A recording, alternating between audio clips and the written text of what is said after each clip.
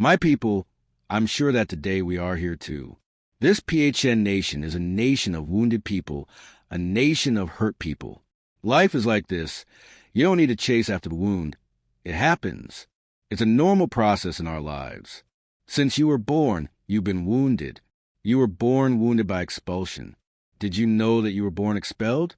The moment of gestation arrived, when your mother was there preparing you, or if she, in the comfort of that womb. Suddenly, you felt a muscular movement from your mother, saying, "Get out of there."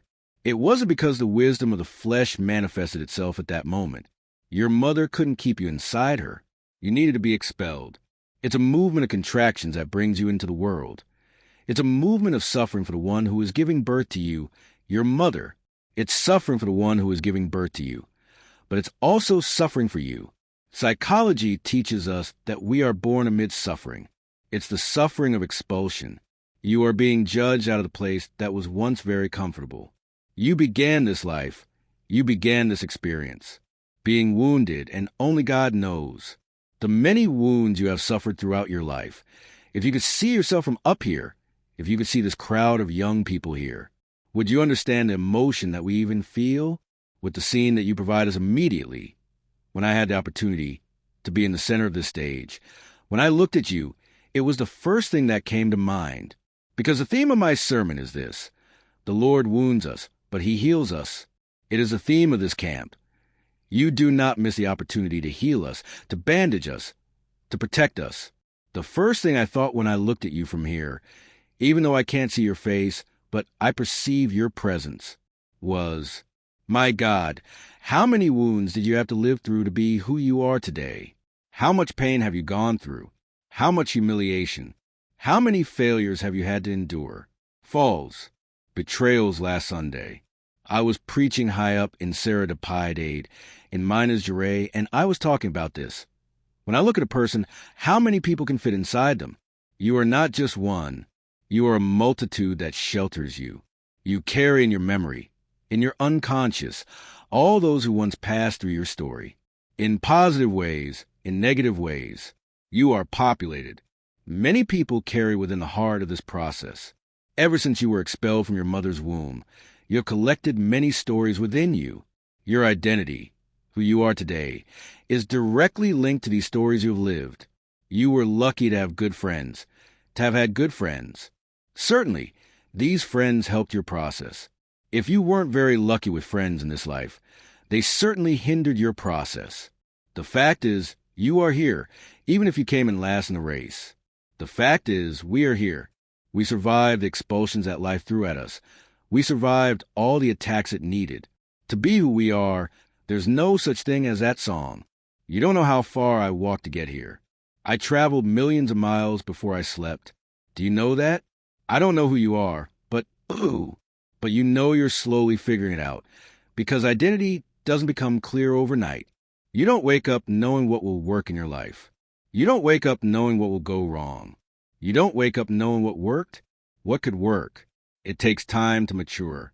Who are we? Identity is a process that is built little by little. I always say, the cruelest question we can face in life is this: who are you, my God? Sometimes I don't even know, because in the midst of everything I am, there is also that which I should never have been, and I was born closed by forces.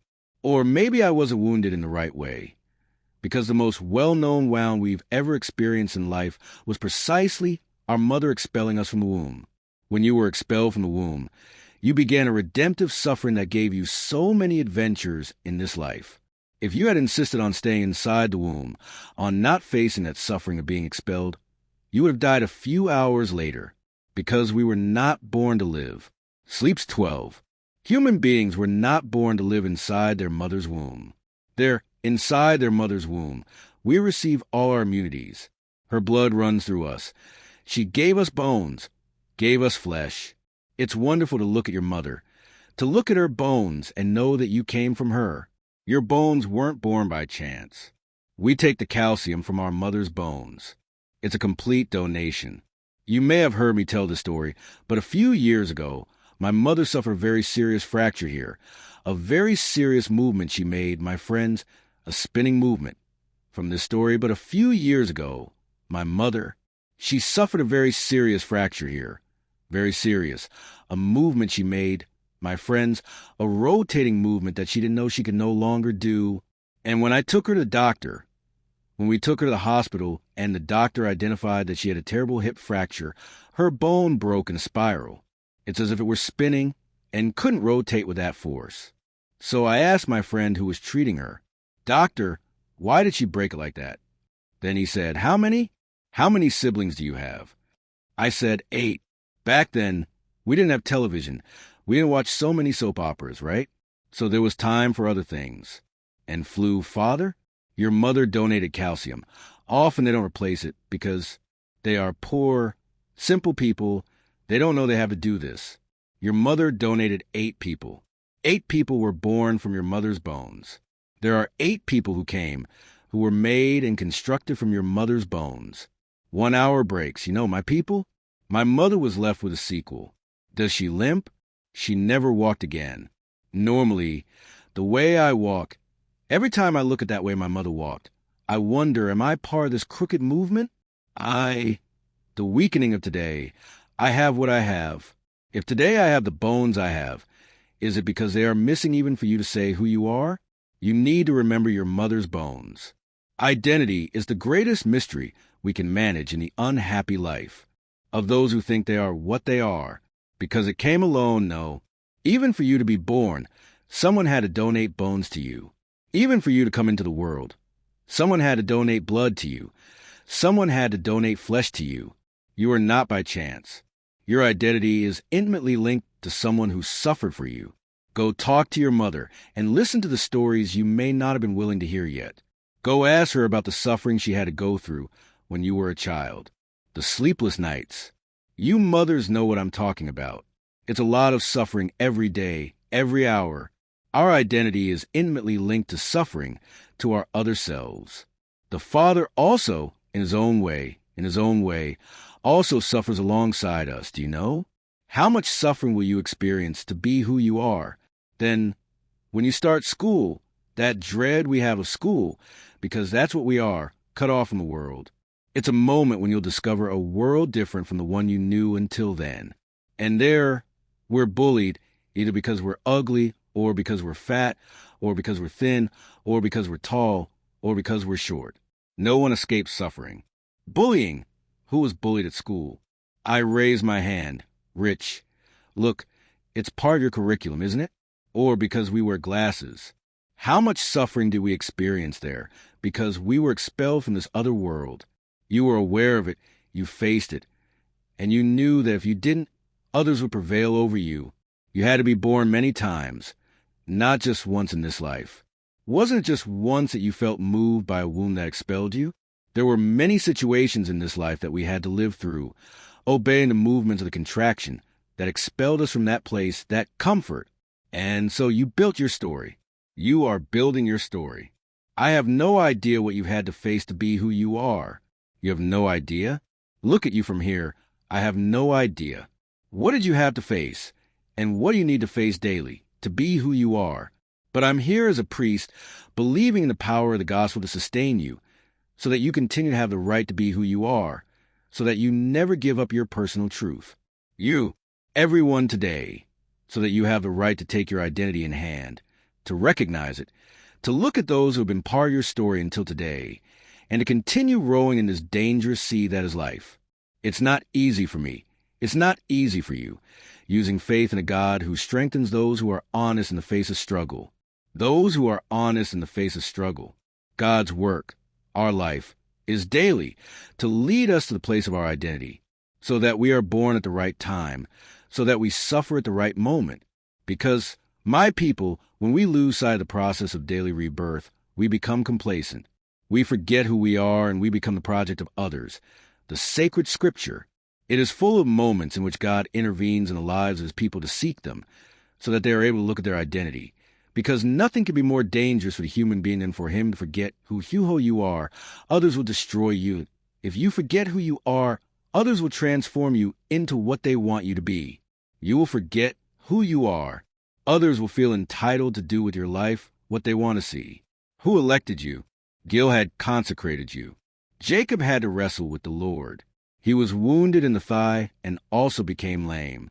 He changed his name to Israel, but he had to go through that struggle with him to truly become who he could be. In the Genesis passage, God comes in the form of a man and wrestles with Jacob. Here, in fact, Jacob was lost. He had done something wrong with his brother, Esau. I know this story, don't I? You won't know it when you get home. Look at it. Genesis with 32 Esau and Jacob, the two brothers. Jacob, very clever, wanted to steal the blessing of Esau's progeny. And he did. He deceived his own brother. And how much more? Jacob lives his life of mistakes, but he lets go of who he could be. Pay attention. Many times you have also let go of yourself because of sin, because of the crimes you allowed others to commit against you. We don't need to go far. A simple example. How many of us here have lost ourselves because of drugs? Drugs apartheid us. They push us away from ourselves. Let's say you are a beautiful city that God built. What do drugs do to you? They take you away from your city, throw you into a foreign territory, love you, where no one wants you. How difficult it is, even though we're aware that we need to reclaim ownership of the city we are. Because drugs work here in the mind. They undermine our power and for you to forget, to decide. Nothing worse than having a mental system that boycotts you. There's nothing worse than praising an enemy inside your brain, in your mind. Do you know why? When the enemy is outside, you look him in the eye and say, "You're not going to destroy me now." When this enemy begins to live within us, how do you look him in the eye? He's hidden in our flesh. It's not the other who destroys us. It's we with our mechanisms who destroy ourselves with our addictions. We destroy ourselves. That's what happened to Jacob. He was able to deceive his own brother.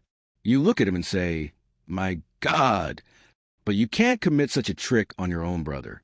It's so easy for us to get filled with moralism and make a statement like that. It's not the easiest thing to be a moralist, folks. In fact, I'm afraid of moralists because moralists generally disregard the humanity of others.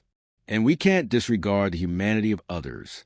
I can't open my mouth to make a moral judgment about you if I don't know the struggles you face daily to be who you are. So it's very easy to be a moralist. I am. I look at Jacob and say, "My God, how can you do that to your own brother and leave?" That statement defends me from my mistakes, doesn't it? It's as if I've hidden my own rottenness.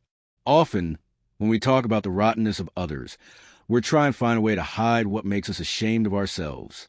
It's easy for us to look at Jacob and make a moralistic statement about him. Jacob, how could you betray your own brother? And I invite you, look at your heart. You've also betrayed the one you love many times. Many times? How many times have you deeply offended?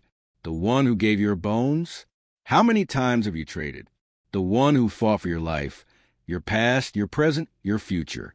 Did you trade for a new friend who had no commitment to your happiness? You don't need to go far. We all have a Jacob's heart within us. We betray, we deceive, we hurt, we injure, because this is where we function. What you think about yourself. What you think about yourself has a direct impact on what you think about others. Generally, those who think the world is bad have already decided. Here, it is bad, really bad. They warn us that we have in the world. It's a vision we have of ourselves. That's why St. Paul will say that conversion is a change of mentality. We change the way we look at the world, naturally changing the way we look at ourselves, changing the way we look at ourselves, and naturally changing the way we look at the world, then you understand.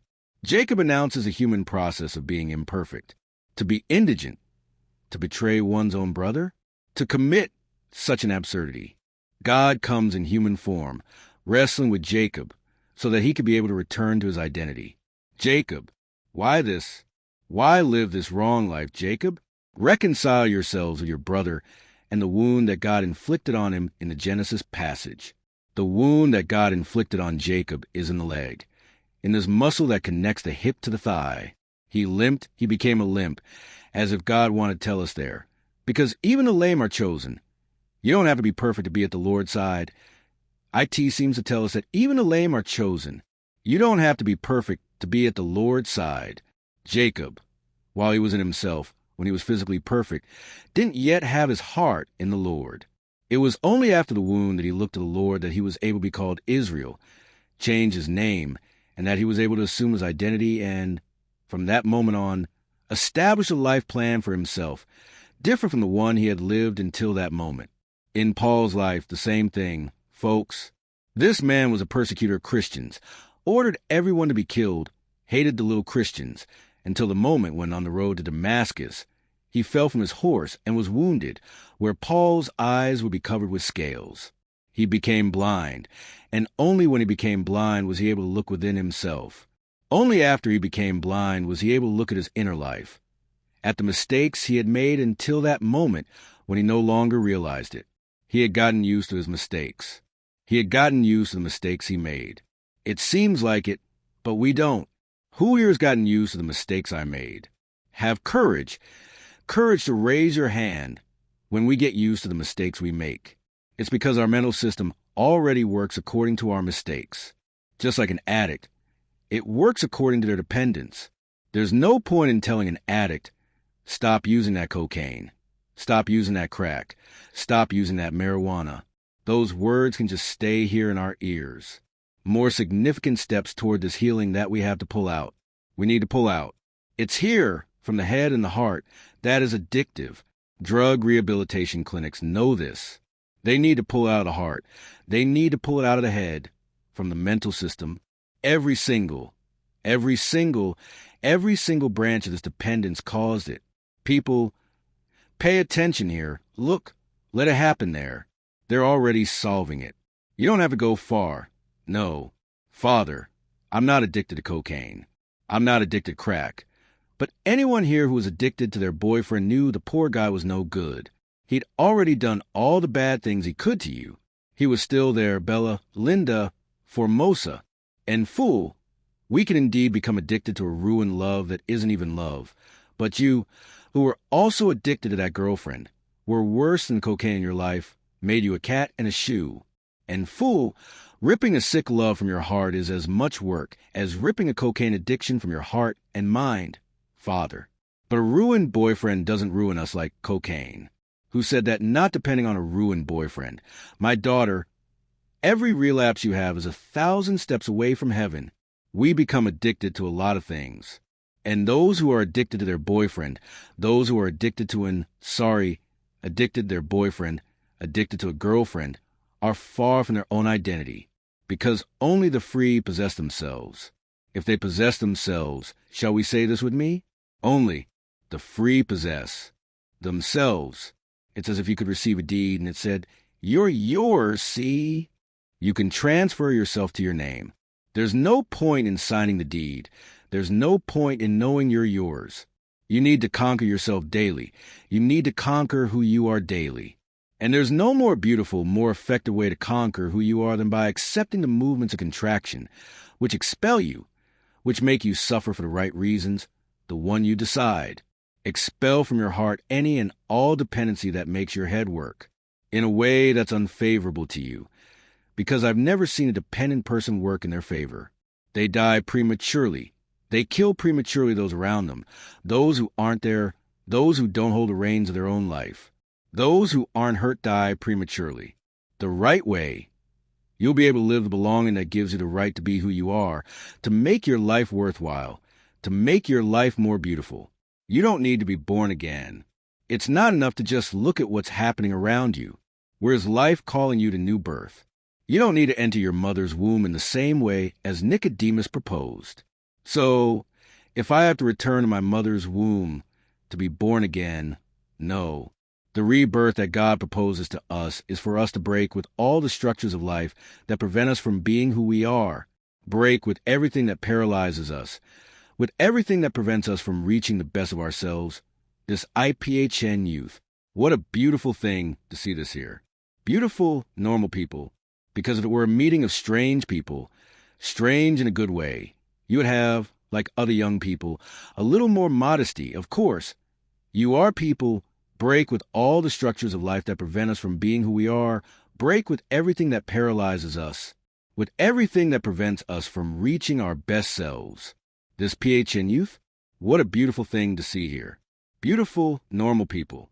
Because if it were a gathering of weird people, Weird in a good way, you know?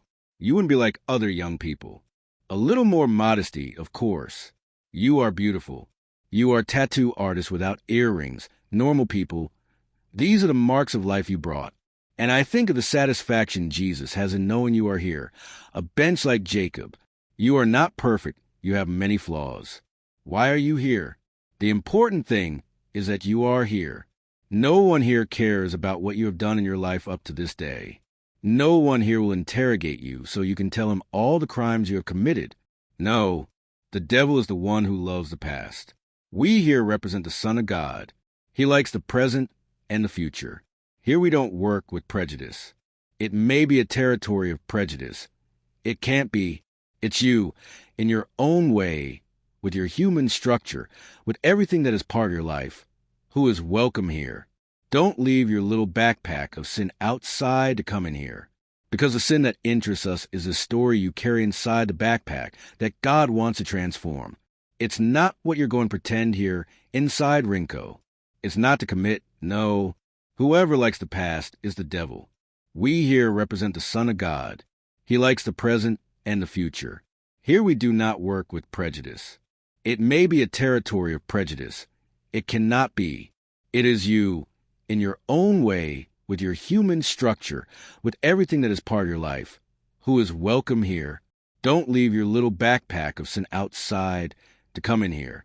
Because this sin that interests us, this story that you carry inside the backpack that God wants to transform, is not what you'll pretend here inside Rinco. It is not no need to pretend. Those who came half-heartedly are welcome just as much as those who came whole. No need.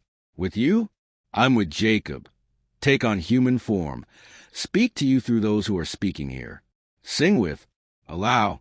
Life in the same way it wounded Jacob, to the point of changing his name, making him Israel, your people, your promised land. It doesn't matter if inside your backpack there are so many hidden things that you'd be ashamed to reveal in front of others. Maybe you brought many things inside your backpack that you'd be ashamed to show to others. It doesn't matter. It is with this damaged backpack that God wants to fight with you today. But a loving fight. Do you know why? Because God wants to reach your heart. This fight is loving. Because today the Lord has no other plan than to wound your soul, so that you are motivated to become the human being you can be. To become the human being you can be. Because I always like this comparison, folks. Who here is a son? If not, you wouldn't be a brooder's son, would you? Can I ask an indiscreet question? Are you already the son you could be? Are you already the mother who could be my brother? And do you intend to die giving him only this small part of yourself that you've already given him to this day? What is your identity? Who are you? Are you living your possibilities? Or are you wasting time on vices? Are you conquering yourself to give? Or are you wasting your life drunk in the realities that prevent you from going further, and that later made you a winner? Just as Jacob did. He was a winner, albeit lame, because that crooked movement was to remind him that he was definitively marked by the suffering that heals us. Face your ghosts. Open the doors of your closets. Remove from them everything that is contrary to your happiness. Have the courage to be kind to yourself. This is what the gospel is. My people, it's not the preaching of a moralistic discourse. Not above all. The preaching of a loving discourse is a God who motivates us to open the doors of our closets when we get home and pull out everything that enslaves us. But much more than pulling it out of closets, it's pulling it out of ourselves. I remember when Father Leo opened the Bethania community, a scene I'll never forget. One of the girls who worked with him arrived in despair. Leo, we found marijuana in so-and-so's pocket. That's it. Did we find marijuana in so-and-so's pocket? What's wrong with that? No, this is a drug rehabilitation clinic. Look, it's not his problem. It's still ours because our role, he told her. It's not about his pocket. It's about ripping the drugs out of this guy's heart and letting him tell us. And he continued, it's easy for me to go and rummage through the backpacks of those guys who live here home, rummage through the closets of those girls who live here home, and rip out the drugs they're carrying hidden inside. Our movement is different. It's through everyday love, through welcoming these people, that will rip the drugs out of the place where they really need to be. I can't corner someone and say, From today on, you're not going to have any more contact with marijuana, cocaine, crack, or prostitution. The work we need to do is to do it inside our minds, to wake up those who are sleeping. It does. My people, this world today is cruel. Do you know why? Because it has no respect for you whatsoever. Look at the structures, the entertainment, the places where our youth go to have fun. It's an attack on life. The worst is an attack on good taste. Nothing can hurt the heart of a father, a mother, more than seeing a child choose an environment that destroys them. Then you understand a little of your mother's suffering when she leaves for a place she knows will definitely not build you. She saw you born so many times through your personal challenges, having to face the bullies at school in that really tough situation. So God motivates us to open the doors of our closets when we get home and tear out everything that enslaves us. But much more than tearing out of our closets, it's tear it out of ourselves. I remember when Father Leo opened a Bethania community, a scene I'll never forget. One of the girls who worked with him arrives. "Wait, Leo, we found marijuana in so-and-so's pocket. What's wrong?" "No, this is a drug rehabilitation clinic." "Man, it's not his problem, yet it's ours because our role," he told her. "It's not his pocket. It's to tear the drugs out of this guy's heart." And he continued. "It's easy for me to go and rummage through the backpacks of those boys who live here at home, rummage through the closets of those girls who live here at home, and take out the drugs they're sneaking in here. Our movement is different. It's through everyday love, through welcoming these people, that will rip the drugs from where they really need to be. I can't corner someone and say, from this day on, you'll no longer have contact with marijuana, cocaine, crack, or prostitution. The work we need to do is to awaken those who are asleep to the value they possess. My people, this world today is cruel. Do you know why? Because it has no respect for you whatsoever. Look at the structures, the entertainment, the places where our youth go to have fun. It's an attack on life. The worst is an attack on good taste. Nothing can hurt a father's or mother's heart more than seeing a child choose an environment that destroys them. Then you understand a little of your mother's suffering when she leaves for a place she knows will definitely not build you. She saw you born so many times. In your personal challenges, having to face the bullies at school, that bullying that's difficult to live with. Did your mother see you studying, preparing for that exam, and suddenly see you being cut down by a group of people who have no interest in you other than to rip money from your pocket through entertainment that numbs you, intoxicates you, and prevents you from being who you are? Our youth is dying before its time because they lack decision-making power. They don't know how to say no to what destroys them. Look at yourself. How many times have you known that a situation was unfavorable to you, and you took a step toward it? God needs to hurt us, yes, so we can limp a little and walk a little slower so we can see where our path lies. You can't walk a road you don't know where it leads. You need to be able to look at the road you're choosing today, to see if the suffering that's different today can actually make it better, to see if you're actually getting there. Jesus did this to the place you can get to, and I'll end with him. All those Jesus met along the way were broken. None of those Jesus chose were any good. They were prostitutes, thieves, dishonest, and bandits.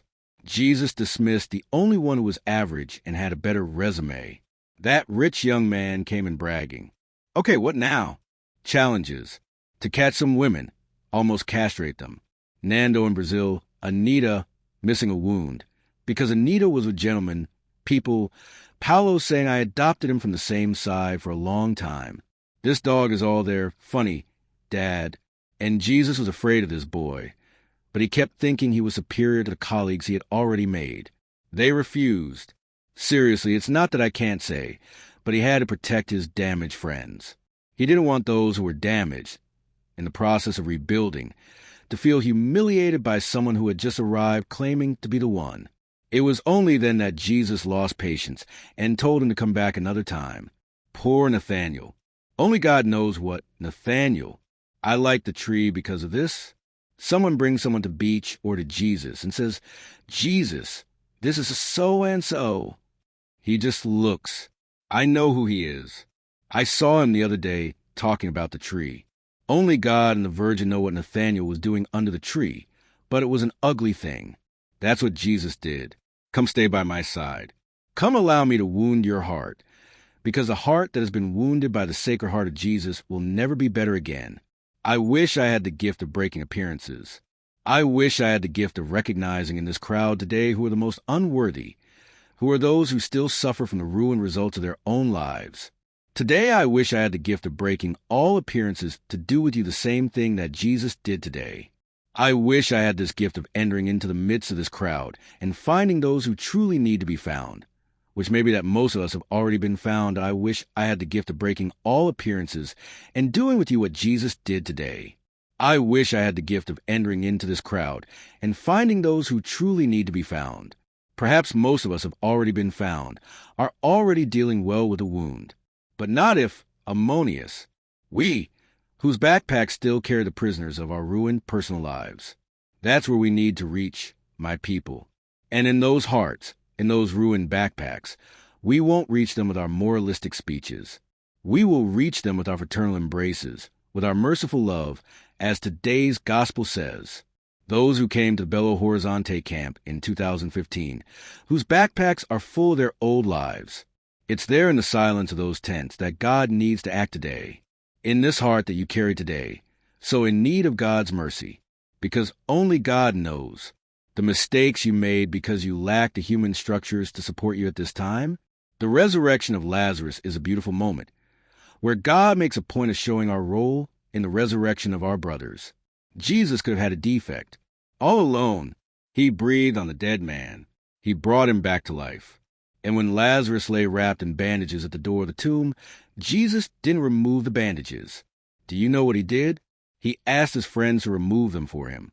I resurrect him, but you remove the bandages. I resurrect you. I give you new life, but you can remove the bandages. I don't have the gift of resurrecting anyone.